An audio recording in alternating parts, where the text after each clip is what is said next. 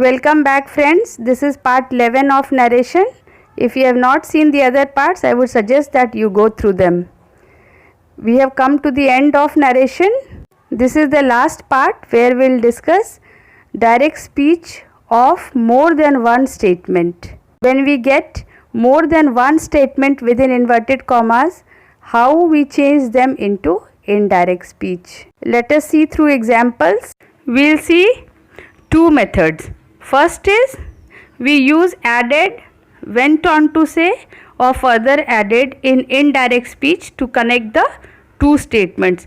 मतलब direct speech के दोनों स्टेटमेंट को कनेक्ट करने के लिए हम added, went on to say, further added जैसे शब्दों का प्रयोग करते हैं. दूसरा तरीका है कि हम इन शब्दों का यूज़ नहीं करते हैं और जस्ट फुल स्टॉप के बाद स्टेटमेंट को इनडायरेक्ट स्पीच में लिख देते हैं. दोनों तरीका हम देखेंगे एग्जाम्पल्स के through. You see the first example here. She said, I am from Bokaro, I have completed 1 year course in computers. यहाँ आप देखेंगे कि डायरेक्ट स्पीच में इन्वर्टेड कॉमास के अंदर दो सेंटेंस है. पहला स्टेटमेंट है आई एम फ्रॉम बोकारो और दूसरा है I have completed 1 year course in computers. तो जब हम इनडायरेक्ट बनाएंगे तो देखिए, she said that she was from Bokaro. पहला स्टेटमेंट जो था उसको नॉर्मल रूल की से हम लोग चेंज कर दिए और दूसरे स्टेटमेंट को फर्दर एडेड लिखे हैं और उसके बाद दैट लगा के दूसरा स्टेटमेंट ऐड कर दिए. देखिए, she further added that she had completed 1 year course in computers. Means कि दूसरे स्टेटमेंट में हम रिपोर्टिंग वर्ब की जगह फर्दर एडेड लिखे हैं और फिर जैसे नरेशन का रूल फॉलो होता है वही फॉलो किए हैं. दूसरा एग्जाम्पल देखिए. He said, I have to go to Mumbai, I shall attend a meeting there. तो यहाँ पहला सेंटेंस क्या है? I have to go to Mumbai और दूसरा है I shall attend a meeting there.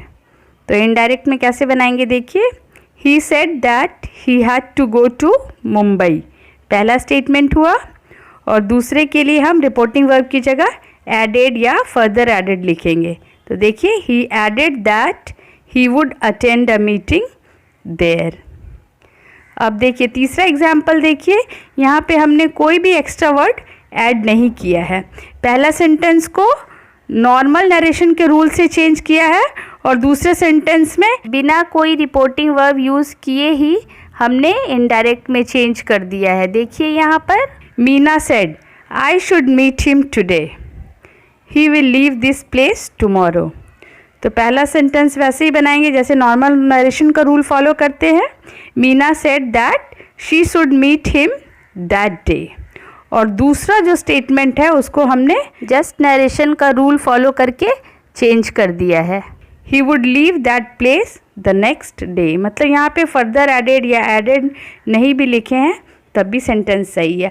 मतलब हम दोनों तरीके से बनाते हैं. एक तरीका है एडेड या फर्दर एडेड करके और दूसरा तरीका है जस्ट उस सेंटेंस को नरेशन के रूल के अनुसार चेंज कर देंगे. तो दोनों तरीका ही सही है.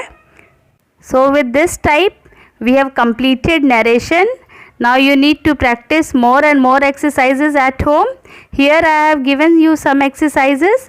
You can practice. So it's your turn now. See these sentences. He said, I shall write this. I don't have any work now. I have given you 8 questions of direct speech sentences. Change these into indirect speech. These are based on the type we just discussed. Stay connected with me to get updated with more topics. Thank you.